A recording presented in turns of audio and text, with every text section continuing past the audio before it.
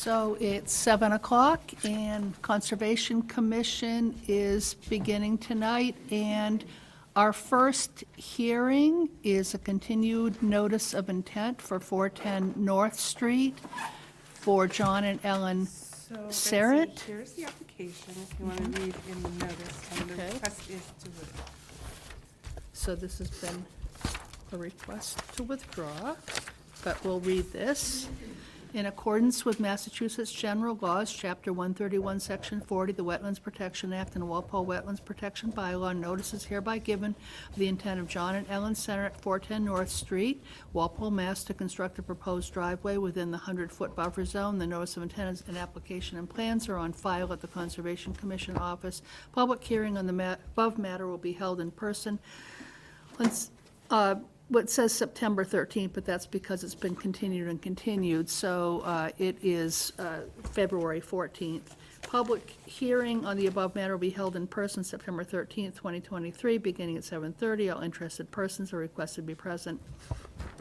And they have I just sent an email. requested to withdraw and refile at the appropriate time. So that probably means we're not even rescheduling it at this particular point. So that leaves us with a few minutes to get to some So I other, guess if just vote to business? accept the withdrawal and. Oh, thanks, Landis. Yeah, no problem. would you like to vote to, anyone like to move to accept the So withdrawal? moved. Second. All in favor? Aye. Aye. Thanks, Landis. We can get to a bit of business, we can do some extensions, maybe. We have 255 Bullard Street.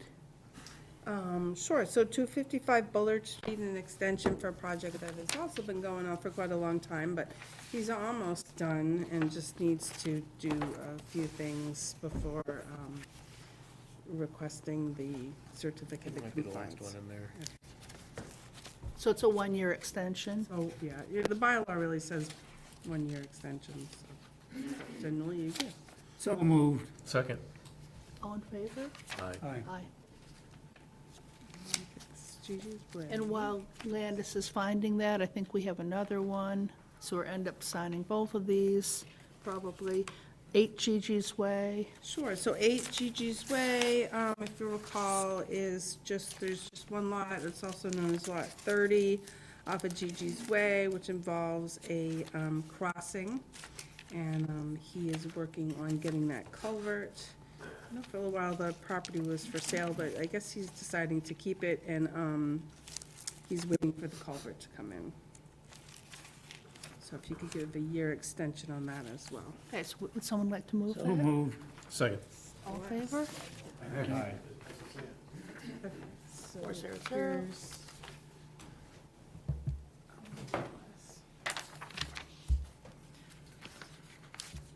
Oh, Mrs. Baker. Oh, did I lead you to the wrong one?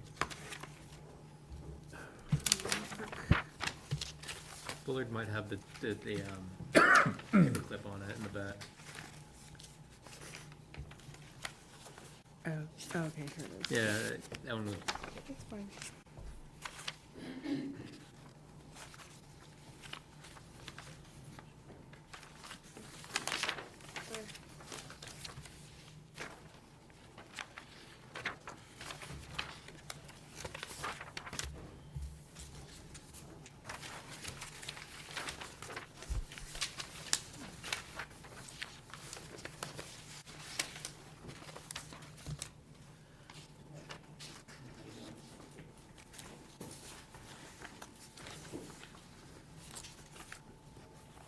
That was a lot of shuffling.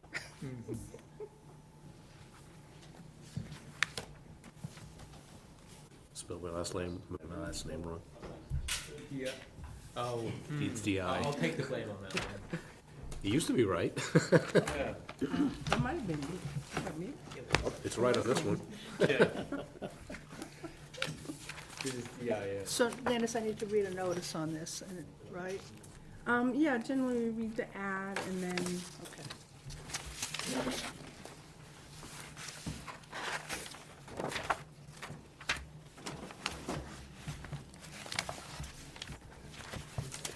Give you all four here. Am I expecting to find that in here? Oh, here it is, good.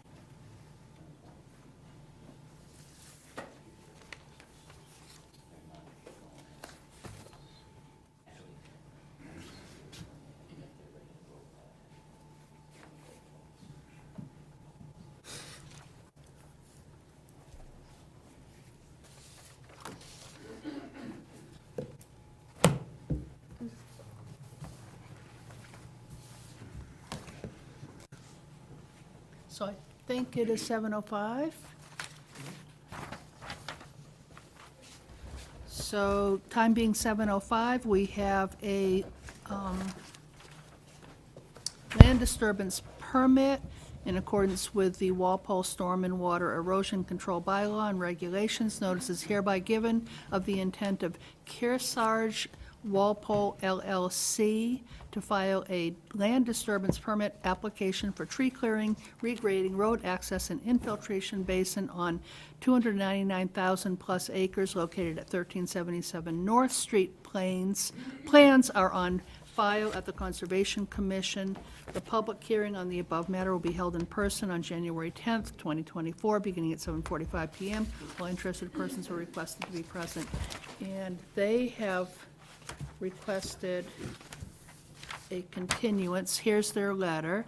Dear members of the commission, Weston and Sampson Engineers, on behalf of Kearsarge Walpole, is requesting a continuance without testimony to February 28th, 2024, related to the land disturbance permit application submitted to the town of Walpole dated December 20th, 2023. So what kind of times do we have for February 28th? We're open, so it can be at 7. Okay. So would someone like to move that? So moved. We put them at Second. 7? All in favor? Aye. Okay, so the Kearsarge will be at 7. In case anyone was here for that. And we have a little bit of time, actually quite a bit of time, between 7:05 and 7:15 to look at minutes. So do you want to look at the easiest minutes first? The one that's a single page? Wow. There's a comma missing, no. Is there? No. Let's call this a minute. A minute, yeah. And More like a couple seconds. would someone like to move to approve these minutes of January 24th? I'll move it. Want to second it? I'll second it. Okay, all in favor? Aye. Aye. Al, you're hesitating? Aye. Aye, okay, Sorry. 4-0-0.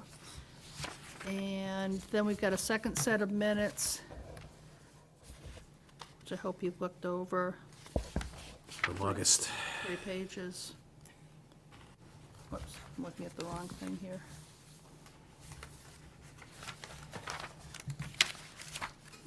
Yeah, from back in August.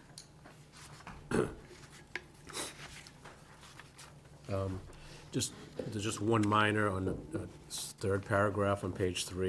Her name is Mara Hardiman. That's her, instead of Mara, so that's one minor. Okay, like MAU more? Yeah, Okay. yeah, that's all. I'll move it. Okay, I'm going to have to abstain. I wasn't here for that meeting. okay, Second. okay. So all in favor? Aye. Aye. And So abstain. 3-0-1, I guess. What was it? All right, so we've actually got 7 minutes. Landis, is there a relatively easy either correspondence or enforcement order you'd like to discuss?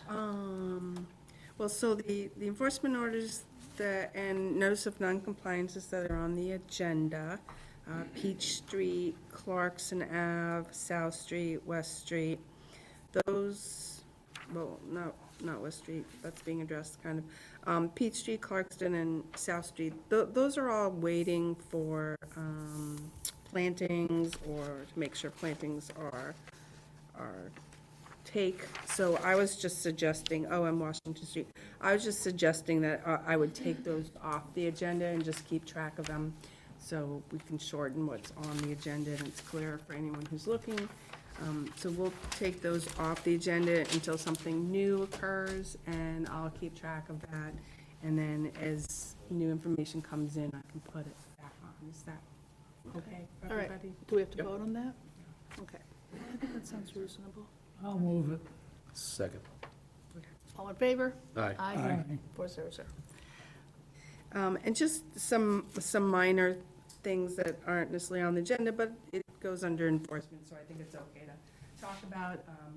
I've been working with John DeSangro up at Production Road to do some additional erosion control up there to an area that's gotten some silt behind the building, the last building on the right. It's not a big issue, and he's been very helpful in doing exactly what I've asked him to do, and so he's cleaning that up, and he's gonna get a as-built plan to us, because he never got a certificate of compliance for his Oh. building, so told me he needs to get an as-built, so we'll look at the as-built and keep up with erosion control. I know there's a lot of activity at the end of Production Road, but I do keep an eye on it, and anytime I have an issue, he immediately does something about it. He's been very good to work with. There's another instance out at 92 County Street with a gentleman who has a lot of chickens, and he keeps his chickens in his yards in pens, but right on the other side of the fence is a wetlands and a stream that goes down to a little pond on Starlight Drive. And so there was an issue with manure management. So the health department and I have been working with him to do a little more with his manure management, so it doesn't go into the wetlands and go into the stream and make its way down to the pond. And usually I send, I'll send people notices and then see if they respond. If they respond immediately and they're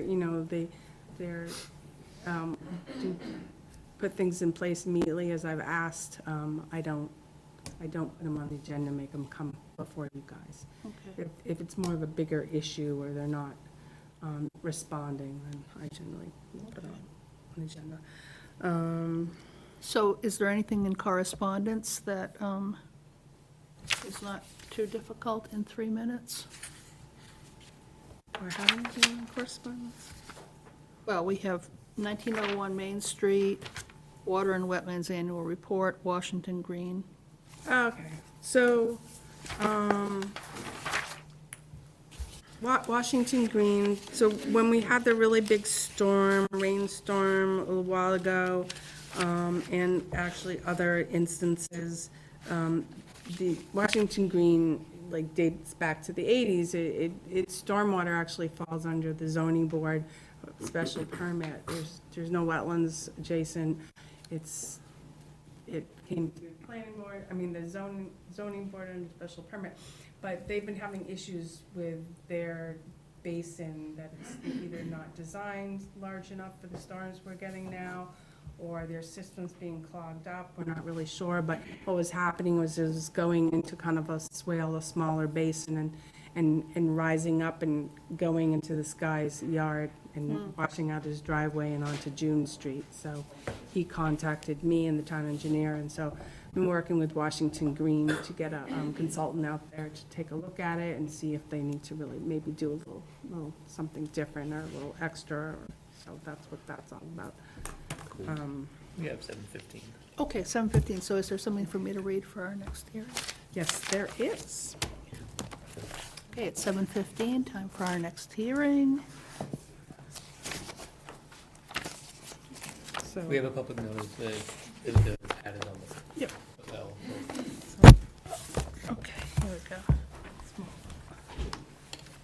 in accordance with Massachusetts General Laws, Chapter 131, Section 40 of the Wetlands Protection Act and Walpole Wetlands Protection Bylaw, notice and stormwater management bylaw is hereby given of the intent of S.M. LaRusso and Sons Incorporated at 241 Norfolk Street, Walpole, a new building, associated driveway, parking, utilities, landscaping, and stormwater basin within the 100-foot buffer zone and over 40,000 square feet of disturbance. The application and plans may be viewed at the Conservation Commission or at our website. The public hearing on the above matter will be held in person on February 14th, 2024, beginning at 7:15. All interested persons are requested to be present. So who is representing this applicant? Dan Merrickin with Legacy Engineering. Okay, does anyone- All set? Yes. Sorry, does anyone want a big plan or just ask we have? big Is plans there a here? small one in here that? There's a small one in the book. That's fine. Al, did you want a big plan? No, small ones will be fine. What page? Attachment C, I think. Oh, keep going.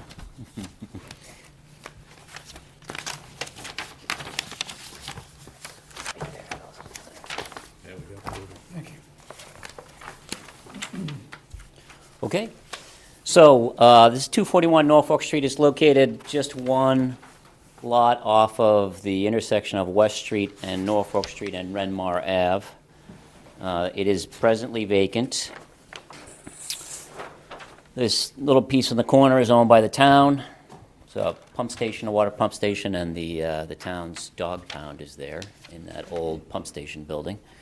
And this property wraps around two sides, and there is a wetland here with an intermittent stream that runs through.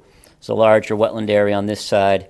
It's piped under Norfolk Street, flows in this direction. We have stormwater runoff that is piped down from West Street into it as well through piping here, and then that continues off in a northerly direction, heading towards further down West Street.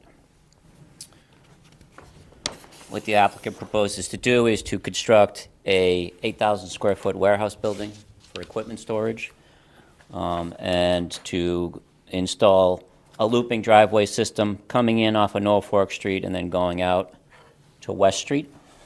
There's some parking areas, there's gonna be an overhead door at the back of the building so that a vehicle could drive right through the building in this area. And we have stormwater management system that has been designed in accordance with your regulations. It's been submitted, and the town engineer has generated some comments, which I've reviewed with him. We're working on a response to that. I'll tell you about the system first. So on this part of the site, we're proposing an underground infiltration system here, fed by a catch basin in this location. The town engineer has requested that that catch basin be changed to a proprietary separator, which we will do. At the front portion of the site, we have a country-style drainage with the runoff running off the edge of the pavement into a vegetated sediment forebay. That is piped under the driveway into a shallow vegetated infiltration basin. That infiltration basin also receives roof runoff from the building. And then that would overflow via a discharge pipe and a riprap overflow towards the wetland area here. For this part of the entrance driveway, we have a catch basin here, which again, the town engineer has requested that be upgraded to a proprietary separator, which we will do. That feeds into a sediment forebay, which feeds into a shallow vegetated stormwater infiltration basin, which would overflow again towards the wetland area on site. The town engineer hasn't asked for a lot of changes relative to our design, but there was one significant issue that has come up. So the town's drainage system here is kind of a hodgepodge. That's a catch basin, that's a catch basin, that's a catch basin. There's a 12-inch concrete pipe from here to here, here to here. There's a pair of 6 or 8-inch PVC pipes from here to here. This receives overflow from a wetland area up behind the commercial building here. And then coming out of here are two different pipes. One is a 12-inch concrete and one is a 12-inch PVC, and they run in parallel and they discharge down into the wetland area here, one at a concrete head wall and one just to the wetland itself. So the town engineer would like to take this opportunity to clean some of that stuff up. And the proposed plans do include an easement over this area here and here that we would convey to the town, so the town would be able to access and maintain their drainage system if they needed to in the future. But what he would like us to do is, number one, make this a manhole so that we don't have catch basin to catch basin to catch basin. So we'll convert this catch basin into a manhole. We'll install a new catch basin over here that will feed into that. And then he would like us to replace the two 12-inch pipes with one equivalent larger size, which will be an 18. And then as part of that, in speaking with Landis, we would pull that discharge, which is consistent with DEP's policies, pull that discharge back further and have basically install a riprap apron between the end of the discharge and the beginning of the wetland, because DEP doesn't want you discharging directly into a wetland. So the applicant's willing to do that work, and we're working on a revised plan to reflect all of that. The other thing that we think, the town engineer think makes sense, is to take this piece of pipe, which records indicate is a 30-inch. We're probably not going to know exactly what size it is until we get in there and start to dig around it, and replace it with a new piece of pipe. It's a corrugated metal pipe, and it would be better replaced with a new piece of drain pipe. So we'll include that as well in that proposed plan. So with respect to the conservation regulations, two things come into play with your 25-foot no disturb buffer zone. The first is that we provided a circulating driveway here because it's good for traffic circulation, but it's also good for emergency vehicular access. And the fire code stipulates that driveway should be at least 20 feet wide. So, you know, we pushed it as far up to the property line as we could, but we still get into the 25-foot no alter by 3 or 4 feet here. We could do some additional plantings in this area here to kind of offset that, or in other places in the 25-foot buffer. But the other thing, obviously, that would be involved in the 25-foot buffer is temporary work to replace these pipes and install the riprap discharge point for the town's drainage system.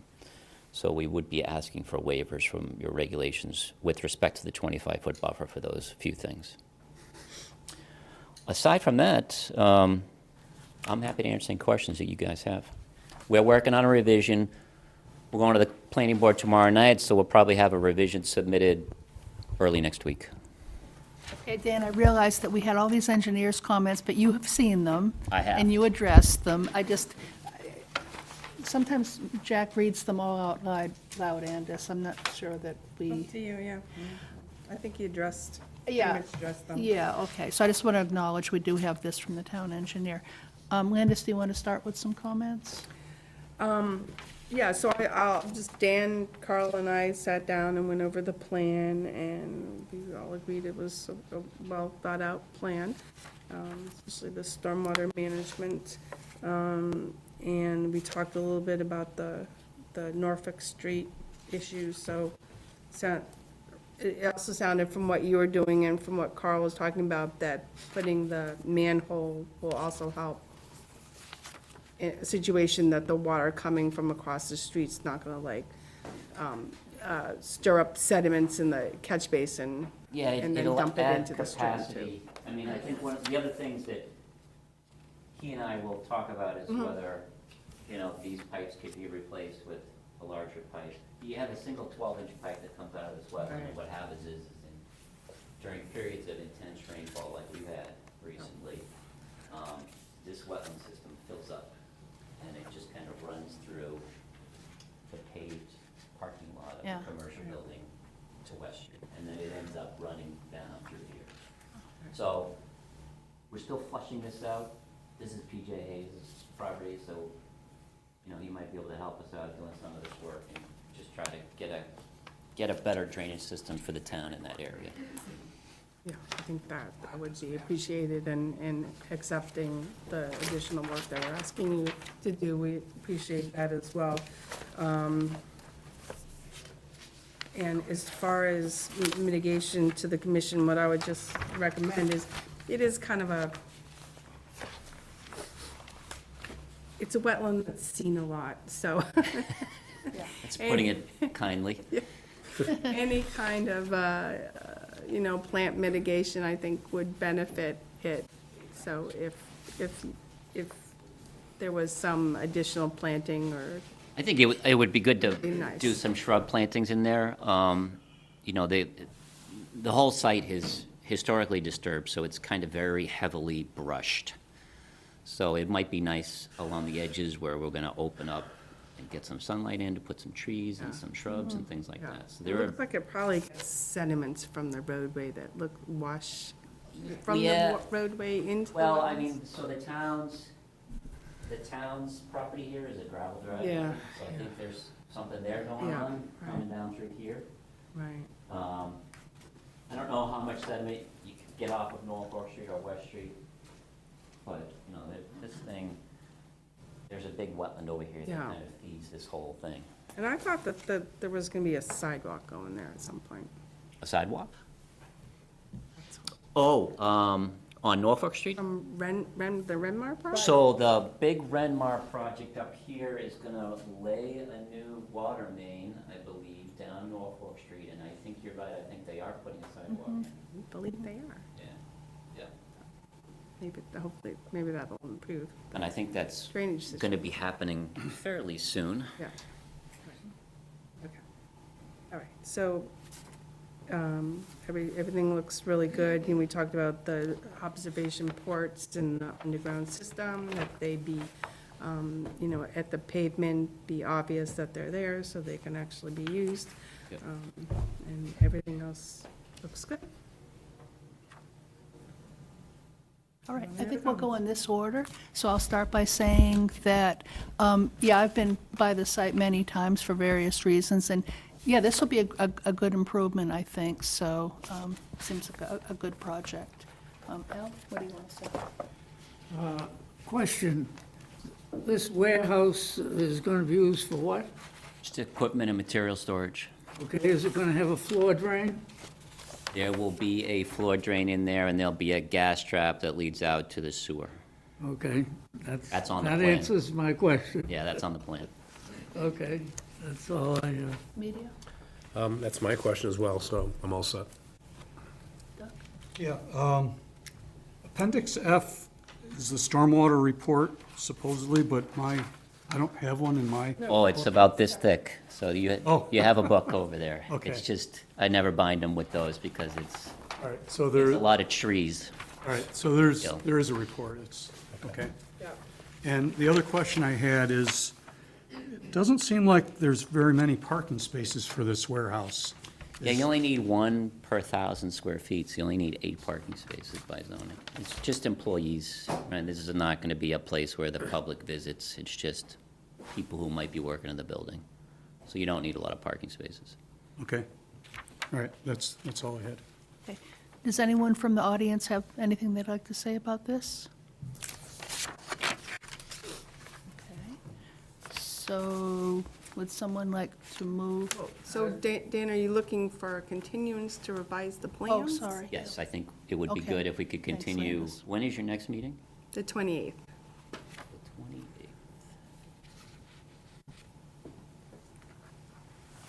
I'll move that. Yeah. Is that going to give you enough time? I don't think I can be here, but maybe if everything's squared away, you might be able to act on it. Okay. But yeah, so let's do that, please. Okay, so let's see, we have something for 7 o'clock. Should we do 7:10? What do you think? Would someone like to move that it be 7:10? 7:10, so moved. Second. Okay, all in favor? Aye.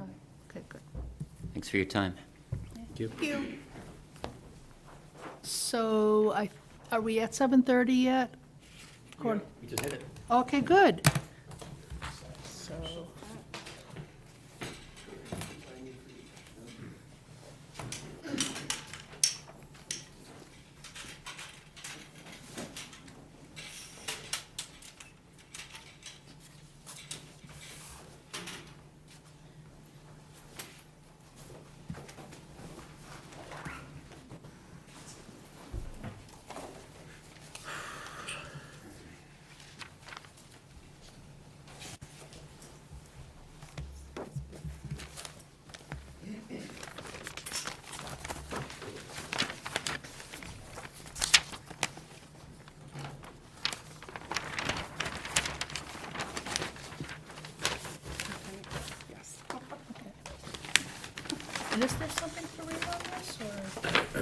Yeah, sorry, I just wanted to make sure Okay. the plans were. Thank you.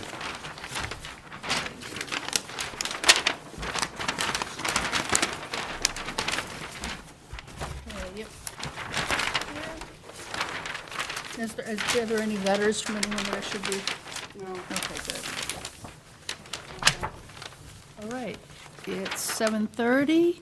In accordance with Massachusetts General Laws, Chapter 131, Section 40, the Wetlands Protection Act and Walpole Wetlands Protection Bylaw, Michael Freiberger is hereby requested a determination of applicability to determine if the construction of an elevated accessory structure is jurisdictional. Activity is located at 965 West Street in Walpole, Mass. Plans for the request for determination of applicability are on file at the Conservation Commission office.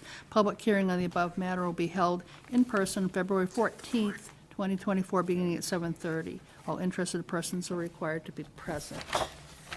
So who is representing Michael?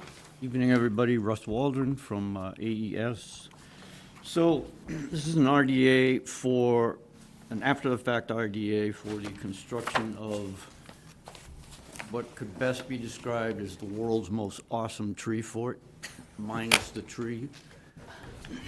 So it's a elevated one-room structure, 22.7 by 22.7. It's 22 feet high and supported by 9 24-inch diameter footings.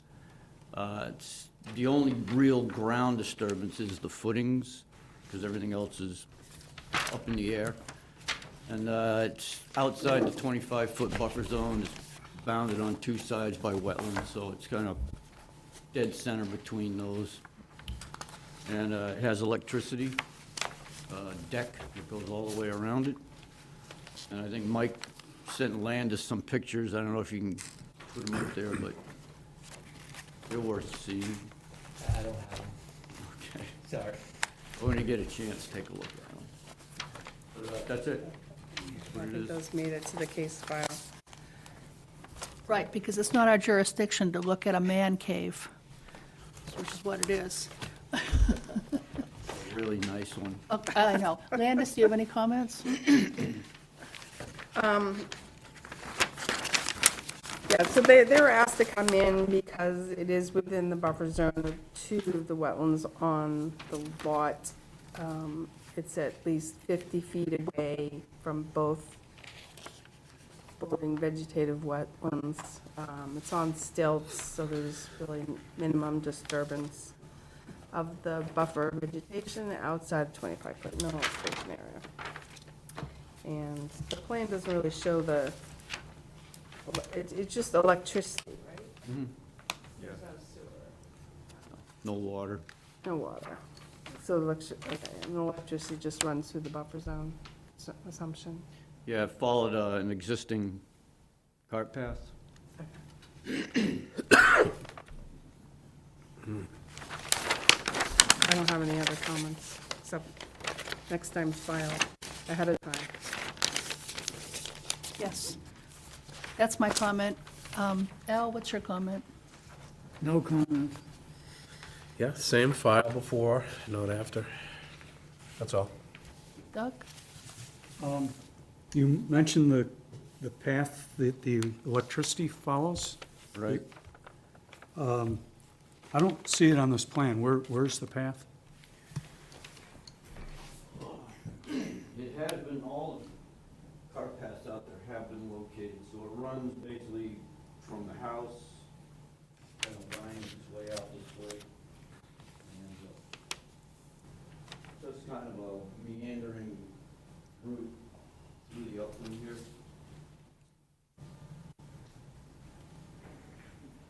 Is it really a cart path? Cart paths usually don't meander. Yeah, this one, it's, like, the previous owner, I guess, was managing the property. So these are access ways that he put in to get to the various parts of the acreage, so you got a little tree management Oh. thing going there. I mean, they're well-established and maintained, and So the power lines run along that to, it's underground, it's underground. yeah. Yep. There was, That's it. Okay. Are there any comments from the audience? All right. Would someone like to make a motion to close the hearing? So moved. Second. All in favor? Aye. 400. Would someone like to make a motion to approve this project as presented? So it'd be a negative. Oh, -3, thanks, Diane. Would someone like to move that? So moved. Second. All in favor? Aye. 400. Okay. And we have about 10 minutes between now and the next hearing.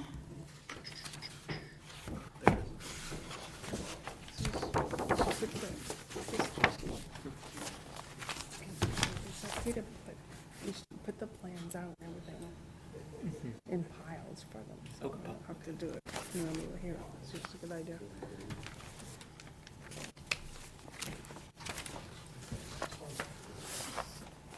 So I was wondering, is there anything that could be fit into 10 minutes, Landis? Do you want to say anything? Did you say something about the 965 West Street? No, okay, okay, that's done, all right, We're that's, still waiting for their land disturbance. okay. Any board comment that we should discuss? Or are those too complicated for, No, they're not, I mean, they're not really complicated, so there's two,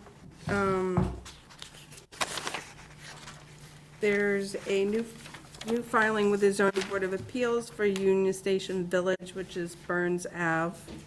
And they're, he's requesting a special permit for a 20 unit, house, condo houses, single-family house on that lot.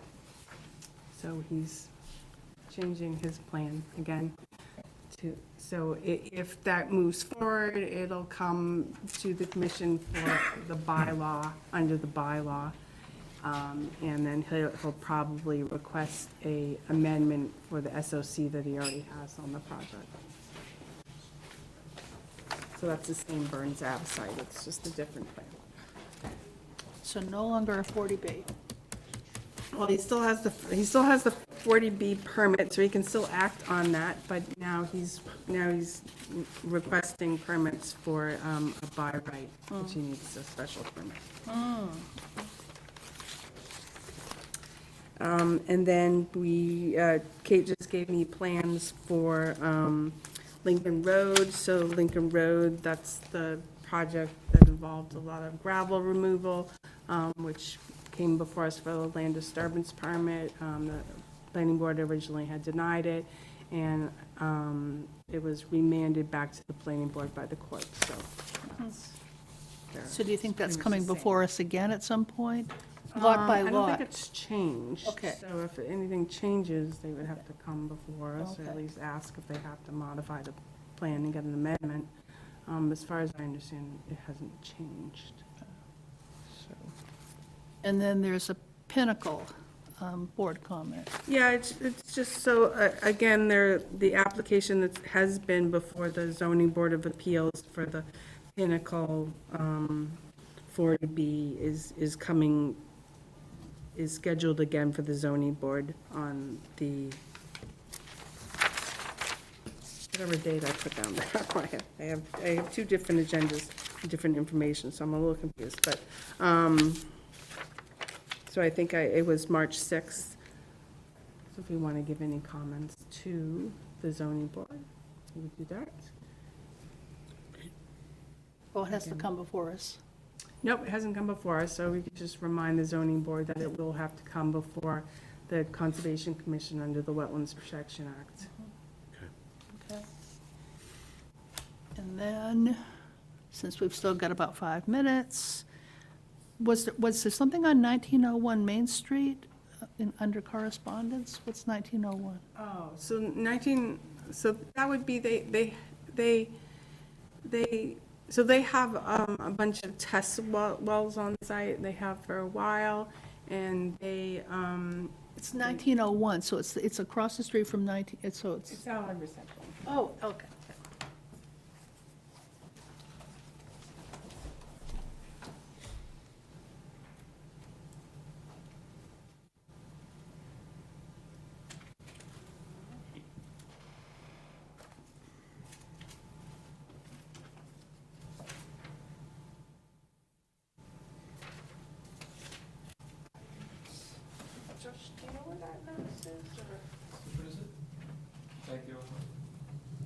Notice about the release on 1901.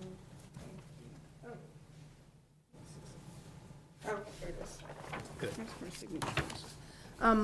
So they, during one of the analysis of a test well, they found a slightly high concentration of dioxane, dioxane. So they report it to DEP, and that's what the letter is. Okay. So they're monitoring it, they're doing what they're supposed to do.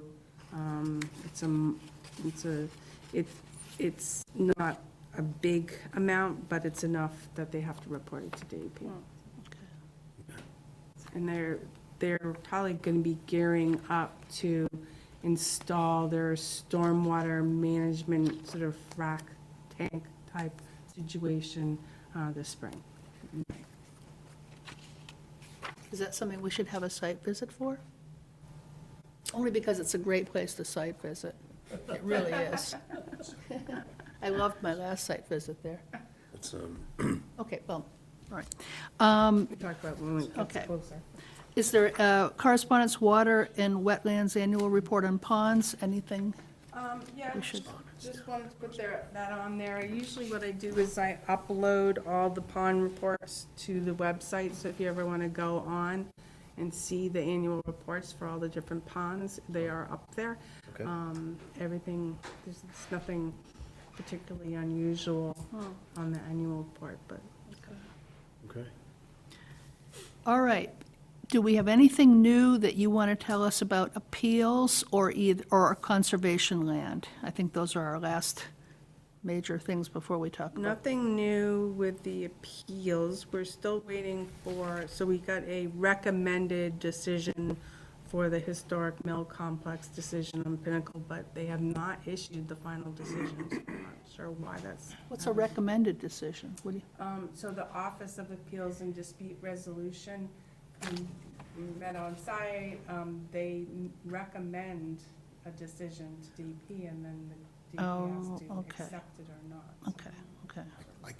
I can elaborate on that if you'd like, since I deal with the DEP adjudicatory hearings all the time. If you'd like. Is he allowed to elaborate? Go ahead, elaborate. Okay, so the way the adjudicatory hearing process works is that after you complete the evidentiary hearing, the presiding officer, who's basically an administrative law judge, reviews all the evidence and then writes a recommended final decision that goes to the commissioner of DEP, and the DEP commissioner has to review it and decide whether the commissioner will accept that ruling and make it into a final decision. Sometimes the commissioner sends it back and says, make revisions. Sometimes the commissioner makes some edits or revisions to it in her now, final decision. But- What's but the that's what turnaround time on that? That's what the recommended final decision is. It's like it's telling you, this has been issued, and now the commissioner's going to review it. Does it take weeks or months or what? Because it's been going on for a long time. It depends. It's usually the commissioner will, put a signature on it within inside of a month. Most of the ones I've dealt with, it's been pretty quick. Yeah, it's usually a pretty quick turnaround. So if it's a controversial project and there are difficult issues, sometimes the commissioner, rewrites some of the decision and modifies it, and then they take longer. All right, are we at 9:45? Okay, we have our last hearing. In accordance with Massachusetts General Laws, Chapter 131, Section 40, the Wetlands Protection Act, and Walpole Wetlands Protection Bylaw, the Walpole Country Club is hereby providing a notice of intent for the management of aquatic vegetation related to 2 ponds on site. Activity is located at 233 Baker Street in Walpole, Mass. Information regarding this notice of intent are on file in the Conservation Commission office. Public hearing on the above matter will be held in person February 14th, 2024, beginning at 7:45. All interested persons are requested to be present. So you're the applicant or representing the applicant? Well, I'm Matthew Watsky. I am an attorney, and I specialize in environmental regulatory and have done a lot of wetlands permitting work. In the past, I also happen to be now not only a member of the Walpole Country Club, but I've recently been elected to the Board of Governors, and I'm chair of the Long Range Planning Committee. But this particular project sort of landed in my lap sometime in late August when one of the members of the Green Committee came to me and said, Matt, could you help us out? And, because we don't know what's going on with management of the vegetation around Allen Pond. That's the larger pond on the property. And I started looking for the permit documents on the on the premises and to figure out exactly what the conditions were. And unfortunately, what I discovered is that, let's call it the perfect storm of loss of institutional memory, is that in 2017, with a change in the green superintendent, so the green superintendent who had been in charge of all of this beforehand had left. There was a change in the president, there was a change in the chairman of the Green Committee, and they had been investigating problems with our irrigation water because we had relatively high levels of salinity. They hired a consultant specifically to think about that, and they said, gee, we've got these reports that we've been filing, we don't need those permits anymore, let's just go file a request for certificate of compliance. And the consultant, not having any familiarity with the vegetation management, went ahead and filed a request for certificate of compliance, asking for a complete certificate, which the commission then issued. What had been going on is that there had been, in 2005, the club applied for and the commission issued a permit for the management of the vegetation, both the emergent vegetation and, bordering vegetated wetland vegetation, as well as aquatic vegetation in both ponds. There's a small pond next to the 9th hole, and then there's the 4-acre pond that you can see as you go by on Baker Street. That we think of it as lying between the 18th hole and the 1st hole, but you folks would, if you're just driving by on Baker Street, you could see the pond. So the vegetation had been managed under that 2005 permit, which explicitly had continuing conditions in it so that it wouldn't expire. And in 2013, there was then an application, which is what I used as the basis for the new application that we've just filed. There was a new application filed in December of 2013 that asked for a modification in the protocols that we were using to manage the vegetation. The key difference was that the original permit allowed the cutting of the vegetation around the pond only in December when the ground was frozen. That was not practical because just cutting the invasive species, if the goal was to eradicate invasive species, which was the goal, if you just cut it in December, you're not able to then treat it with like a wipe herbicide right after it's cut during the growing season so that it would actually die back. So we asked for a revision to the protocol to say, allow the cutting anytime when the ground is dry enough so that you're not sinking into the muck and disturbing things, and to specifically provide guidance for treatment of the particularly the invasive species so that you can eradicate them. You cut them close to the ground, wipe the stems with a licensed applicator, and for other non-invasive species to cut them to an average of, I think, 4 feet in height, although there was some specific concern about a particular plant, I believe it was, and Olandis helped me, there was a particular non-invasive plant that when it was cut just to 4 feet tended to then branch out really intensely, and they asked for some approval to trim that a different way. What would that be, button bush or something? So the problem that we have is that with the new superintendent having come in 2017, and with absolutely no awareness that this permit had been in effect and it got the certificate of compliance was granted, there hasn't been any invasive species management at all in the last 6 years. resulting in those species around the pond growing rather intensely and densely and spreading. So we've filed this permit application asking for approval so that we can get started on that again. And then I can guide the green superintendent in properly treating those things. Like, there's buckthorn, there's some Phragmites, there are cattails growing where cattails shouldn't be growing, they're spreading. There's Japanese knotweed and American pokeweed growing in. There are other briars and things. And the goal is to eradicate those and let the not as tall and more beneficial natural species to grow.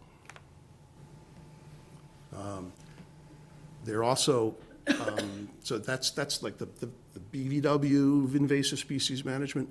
There's also in the past, prior to 2017, had been, excuse me, aquatic weed control that had been undertaken with, I think it was Lycott Environmental, actually doing the applications, and the protocol for that was in the application as well.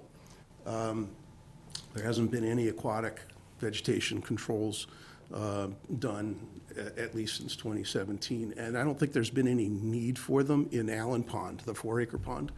I know Al will remember this, and Landis will remember this. I'm not sure if any of the others of you were around in the 2010 to 2012 time period. I actually coordinated, managed the permitting process for the club to be able to dredge the pond because it had been filled up with sediment from the Sansone sand and gravel operation, which is where the Herb Chambers is now. There was water, the stormwater washing off of the Sansone sand and gravel facility, and there's a stream that leads from there all the way down to our pond. It was like every time there was a storm, that stream would look like chocolate milk, and the pond filled up with sediment. So since the pond has been dredged, we really don't have a problem with aquatic weeds in the pond. It's deep enough that it seems to be fine. But it would be good to have the permit in place in case we do need it. And the little pond that's next to the 9th hole remains shallow, and it gets very overgrown with water weeds and algae. So it'd be good to have us able to use someone like Lycott Environmental to come in and do the aquatic weed control consistent with the permit. So the materials that I provided to you, the plan that I presented, and then the actual narrative description is exactly the material that was presented in 2013 that the commission approved in the 2013 amendment of the permit. And we'd like to just put that back in place. Okay, Landis, do you have any comments? Yeah, so the comments that are in my report, I sent via email, most of them to Mr. Watsky, and he responded back. I think I handed you the email, Betsy. I'm sorry, Landis, I'm having trouble hearing you. Yeah, so the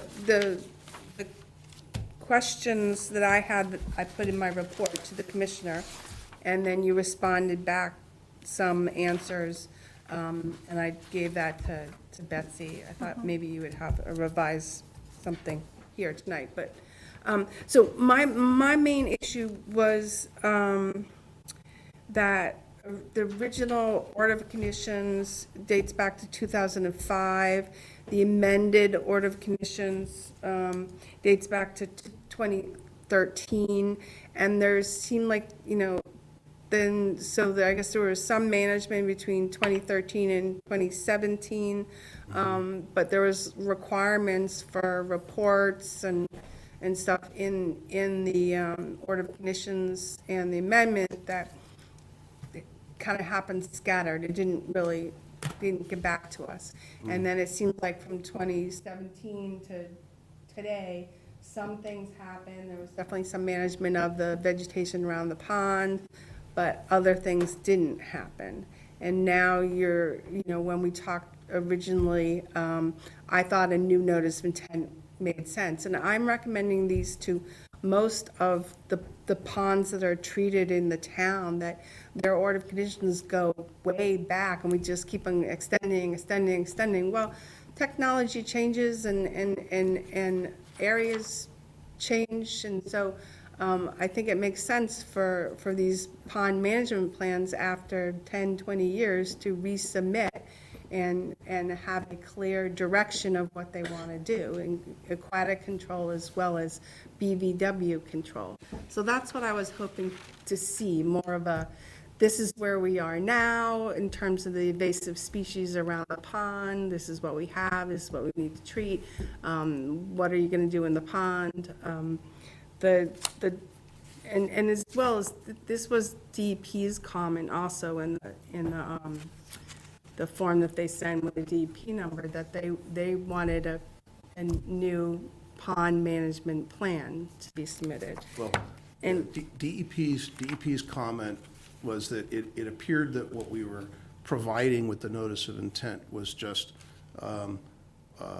annual reports of what had been done in the past. And what I explained when I responded to you, Landis, is I'd provided the annual reports that had been prepared previously just to show the way it had been reported, and that I would anticipate that we would report going forward. But the actual narrative of the notice of intent proposed work was primarily set forth in the December 2013 letter, which I then sort of cut and paste and then somewhat elaborated on in the email that I sent to you in response to your email. So I understand why DEP commented that way, but I think they were, to put it colloquially, I think they were putting the emphasis on the wrong syllable. They'd focused on the annual reports rather than on the narrative of here's how we want to manage that vegetation. Okay, so with the 2013 plan, it talks Allen Pond, talks about treatment of shoreline cattails, some minimum level of spot treatment with AquaPro may be required in the late summer of 2013 to achieve the desired level of cattail control. We therefore recommend seeking regular approval for a one-time spot treatment in previously designated treatment areas. So Is that, I just don't see how you can apply the 2013 amended vegetative plan to what exists now. That what you need to submit is the conditions of the pond and the vegetative management, vegetation around the pond, how you want to move forward. So management of vegetation around the pond, I think you talk about, right, eradication of invasive species, and I'd like, again, to know in a pond management report what the species are out there and how you're going to eradicate them. I mean, when people come forward to us, we ask them for a specific invasive species plan. How are you, for each of the species, there's different methods for taking care of them. The 2013 plan includes information of once the invasive species are taken out, that native species will be planted. So did any of that occur between 2013 and now?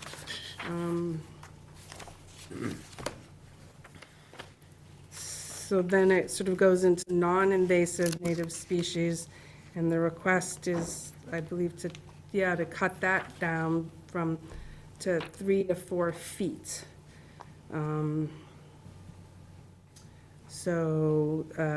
Sumac, speckled alder, it was the buttonbush. speckled alder in particular that was honeysuckle. described as growing sideways and getting very Yeah, dense, sure. that they described as. Elderberry, You shouldn't be cutting winterberry, it down red that way. oyster, To trim that dogwood, differently. arrowwood, swamp. So these are all wetlands vegetation that, I know they approved it way back in 2013, that you want everything cut down to 3 to 4 feet. Well, what I'm curious is, does it have to be cut down straight, or is there areas which maybe not gonna impact your site views. Yes, Where yeah, it yes, doesn't have and that's to cut depicted down. on the original plans that were submitted, so there are specific areas.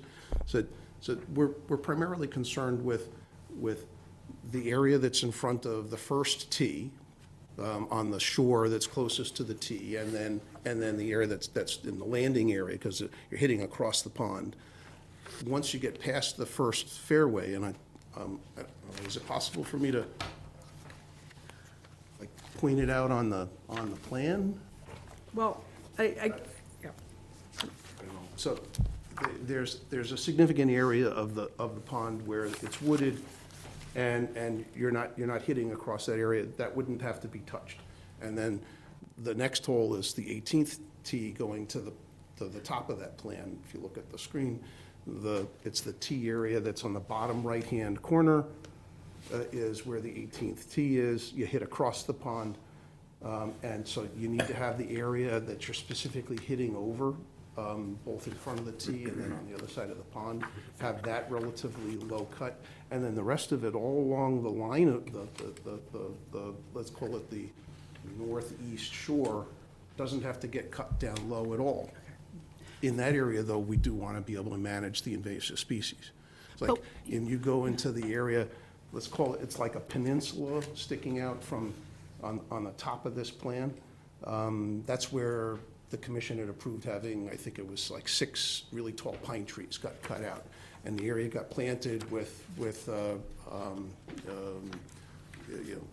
low-growing shrubs. But that area now is completely chock full of buckthorn.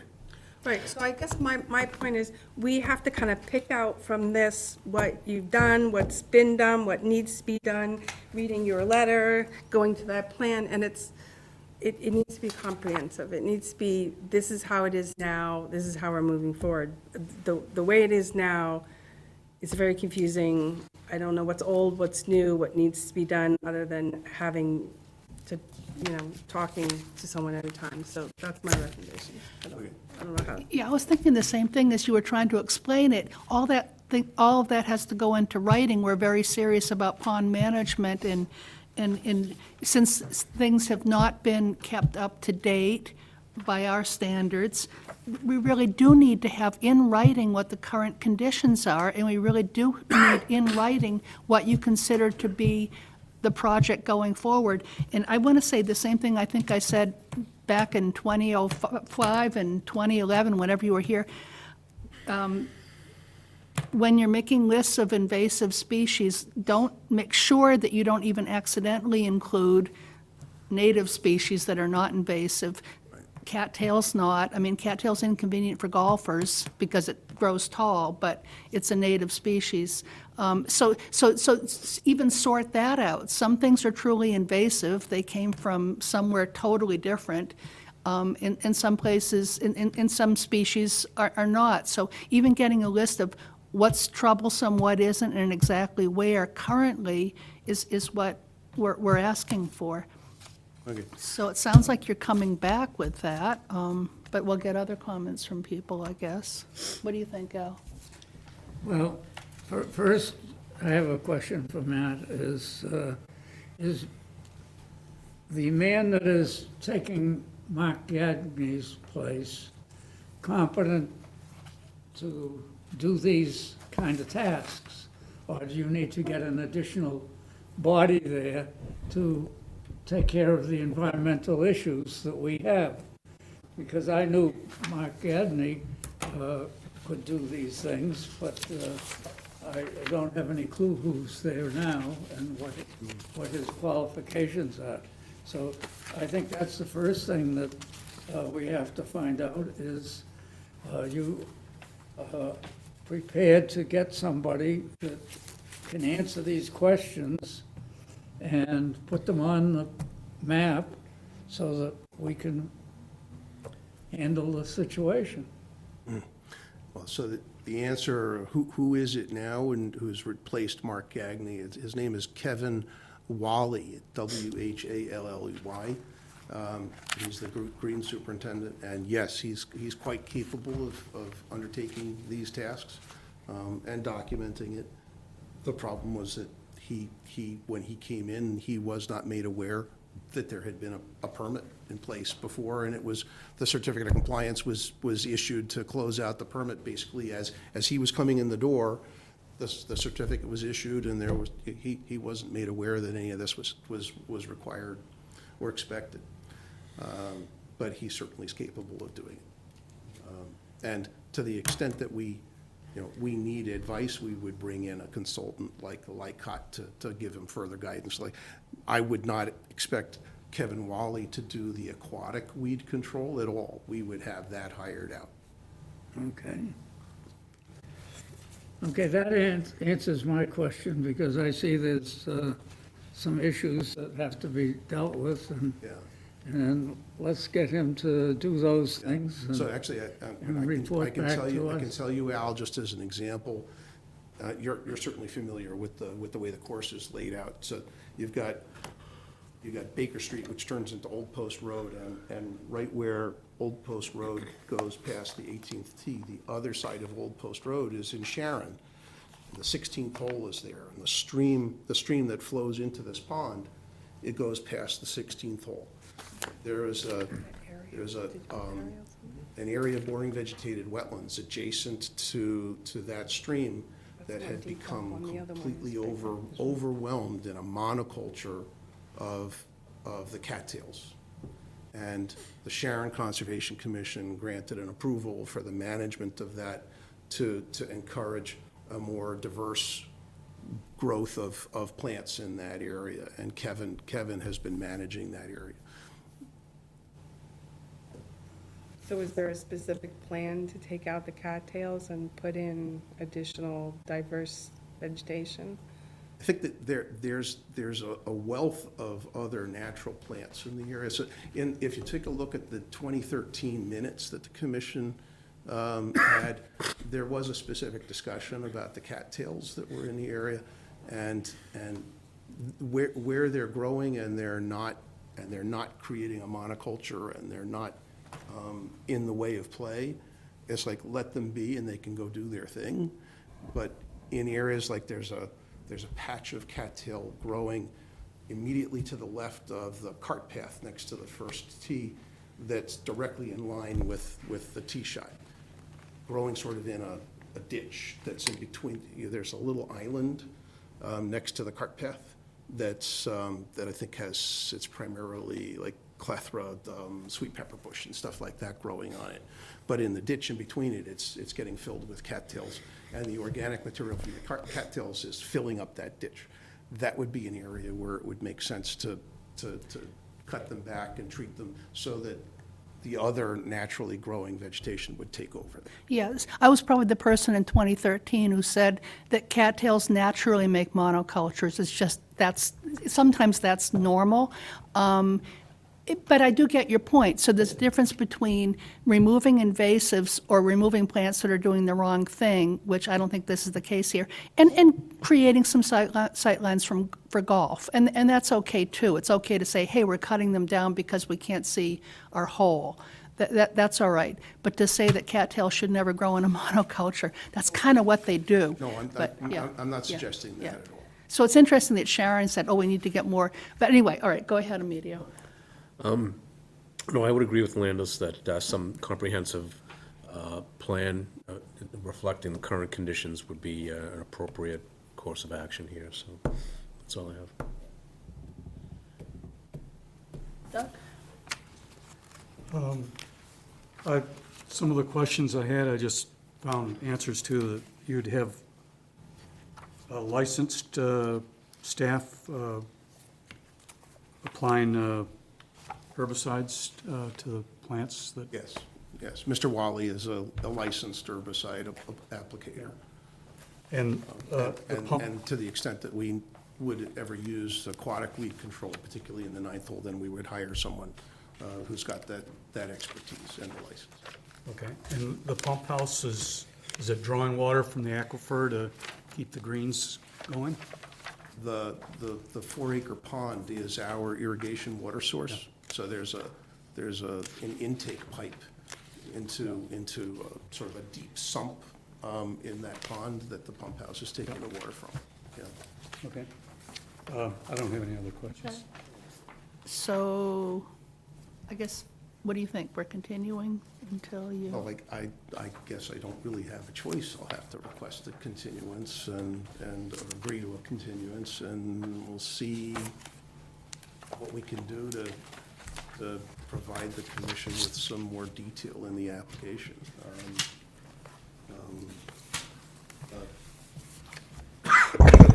The problem I face is that we've got the season coming up quickly upon us, and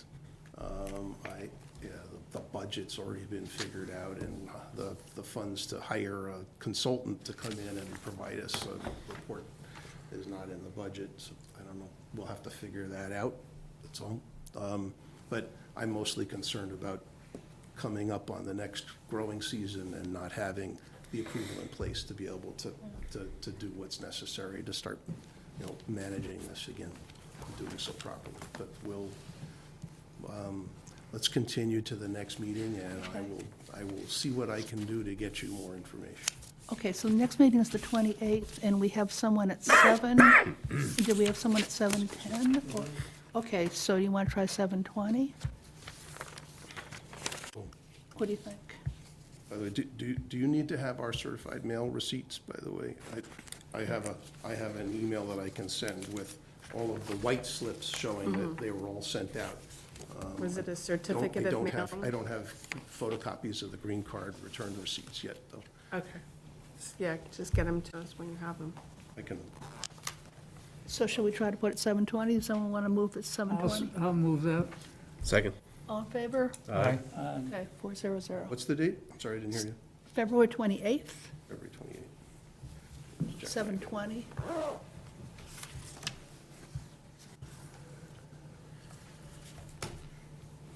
Okay.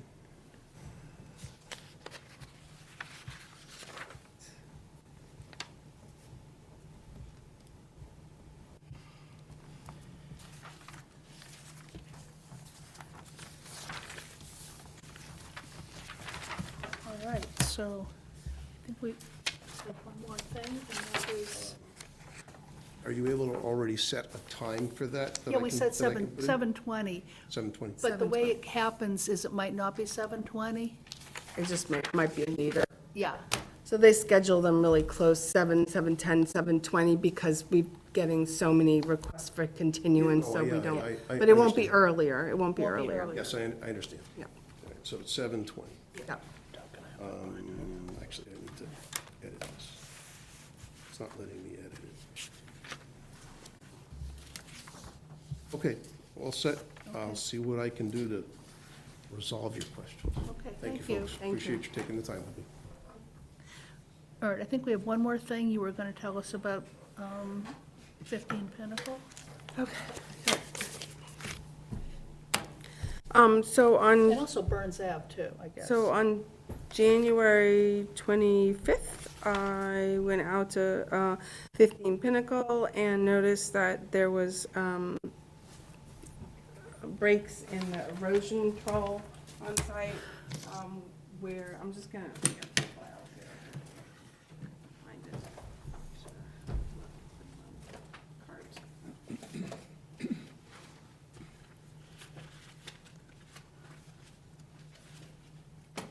Picture somewhere. So this is 15 Pinnacle, so this was one of the last lots to be developed, it was a single-family house, and it had erosion control to the rear, and then it has a pretty good slope down to lot, or 9 Pinnacle, riverfront area, and then eventually the 100-foot buffer zone to the wetlands, and then river. And during these really heavy storm events that we've been getting, it's washed out back there and carried sediments down into the lot below, probably to the buffer zone, not quite in the wetlands, but so I sent a notice of non-compliance saying you need to fix your erosion control. Nothing happened. Sent another email, you need to fix your erosion control, nothing happened. Then another email, you need to fix your erosion control, nothing happened. So, last Friday, I fined $300 because there was no action being taken. And then again on Monday, I fined another $300. So that's where it stands right now. I'm still waiting for it to be fixed. It's really a pretty easy fix. It's just probably putting more compost stock out there. You know, I think the response at one point was, the ground is frozen, I can't do anything, but you can do something. Sure. So, so I'm waiting to, I talked to Mr. Petrosi again today, because he was here for another meeting, and I also asked him to put compost stock and erosion control on the lot, which is I think it's part of 9 Pinnacle, where he's been storing materials. And he did put erosion control out on that lot, so I don't know if there was a miscommunication between him and his erosion control guy, or what exactly was going on, but we'll see if it goes any further. Okay. He takes care of it. We also referred to that the final decision for the historic mill complex has not come out, so he still considers the whole lot as degraded riverfront area. So that Even was if it one of is the- degraded riverfront, you're still not to have, still can't have your erosion controls failing and pouring sediment down. Right, so he still should be complying with the order of conditions that he didn't appeal, that was put in place, and on his plan, he shows erosion control. In the DEP conditions, it says you need to maintain your erosion control. It's pretty, to me, cut and dry, but, so we'll see what happens with that one. And then I don't have this on the agenda, but No, it's on your notes, though, Burns Burns Ave. for, right, so I also walked Burns Ave on January 11th and noticed that the erosion poles there also were in disrepair. The silt fence is down and the compost stock has decomposed because it's just been out there too long. So I had emailed him asking if he had looked at the erosion control, and his response was it was on his list.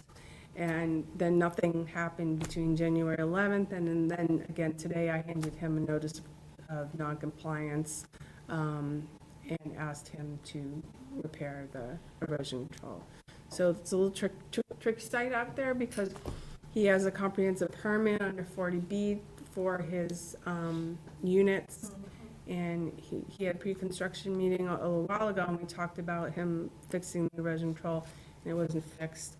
And now he's coming forward a special permit for a non-40A, not a 40B, so he'll have to file with us. But again, it's sort of sitting in between 40B and not 40B.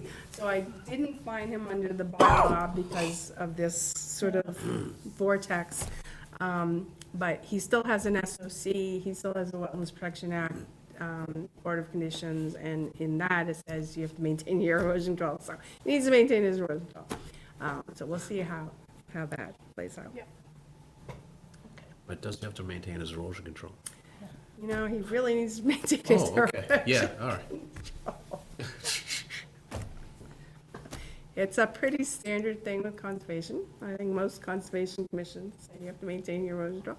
It's nothing unusual. Yeah. So Okay, that's where that stands. all right. I think was we- informed it was gonna be on the agenda tonight, but I think everything is checked off here. So would someone like to move to close the So hearing? move. Second? All in favor? Aye. So you can turn it off?